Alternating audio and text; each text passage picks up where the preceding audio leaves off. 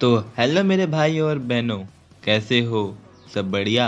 चलो अच्छा है। तो आज हम लोग बहुत ज़्यादा इंपॉर्टेंट चैप्टर पढ़ने जा रहे हैं जिसका नाम है Nazism and the rise of Hitler. तो हिटलर ये बहुत ज़्यादा इंपॉर्टेंट चैप्टर है, ठीक है, 9th के लिए। और आपको बता दूं, जब मैं क्लास 8th में था ना, तो मुझे ये चैप्टर पढ़ने का बहुत शौक था। मतलब मुझे जानना था कि भाई हिटलर ने ऐसे कौन कौन से कांड कर दिए जो इतना फेमस हो गया और इतना नाम है। ऐसा कांड तो मैं भी करके भाई नाम कमा सकता हूँ, ठीक है। तो एक बात है भाई, तुम लोगों को हिस्ट्री बहुत बोरिंग लगती है, मुझे भाई बहुत बोरिंग लगती है। और दूसरा है भाई कि यार डेट तो याद ही नहीं होता, 1947 में क्या हुआ, ये इसमें क्या हुआ, वो कब हुआ, ये कब हुआ। तो गाइस आज हम पता है इन सबसे छुटकारा पाने वाले हैं। हम लोग आज डेट ही नहीं पढ़ेंगे।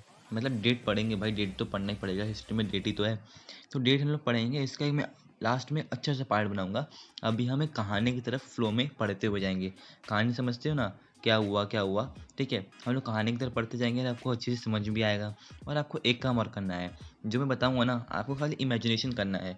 और लास्ट में जो मैं आपको एक अगला सा पार्ट बना के दूंगा रिवीजन वाला, उसमें क्या करेंगे, हम लोग रिवीजन भी करेंगे और हम लोग एक साथ डेट भी कर लेंगे, ठीक है। तो इसीलिए हमारा ये पार्ट क्या है, स्टोरी टाइम है, और एक और क्या है, मस्ती टाइम है।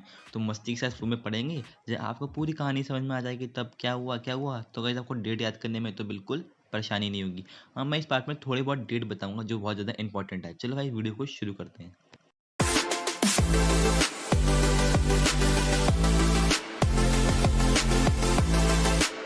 तो एक ज़माने में जर्मनी बहुत ज़्यादा ताकतवर था, मतलब कि बहुत ज़्यादा पावरफुल था। और आप जानते ही हो, हमारे जो इंडिया में जो थे राजा थे, महाराजा थे, जब भी उनके पास बहुत ज़्यादा पावर होता था तो वो जाते थे दूसरे देश पे हमला करते थे और दूसरे देश को लूटते थे। वैसे ही जर्मनी ने किया। जर्मनी ने भी क्या सोचा कि एक वर्ल्ड वॉर हो जाए, तो उसने क्या किया, एक वॉर छेड़ दी।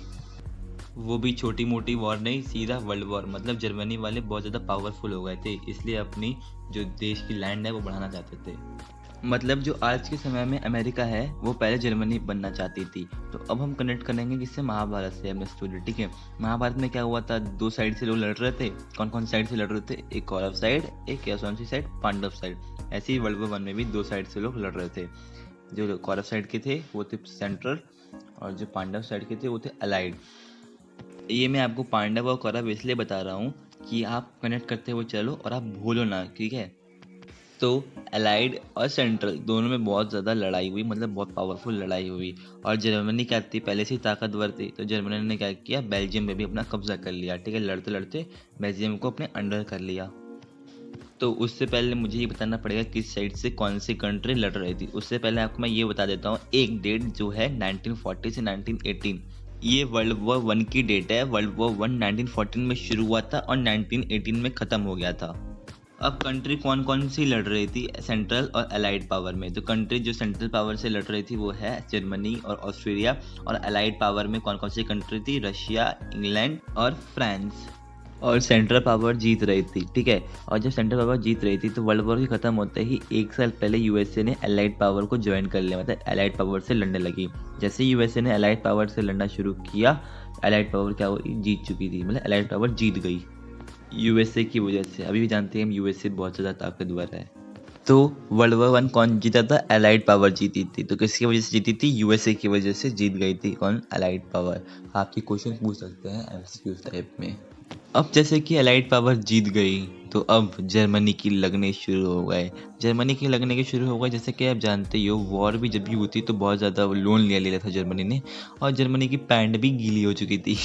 तो फिर क्या कॉजेज आए वर्ल्ड वॉर 1 के बाद जर्मनी में।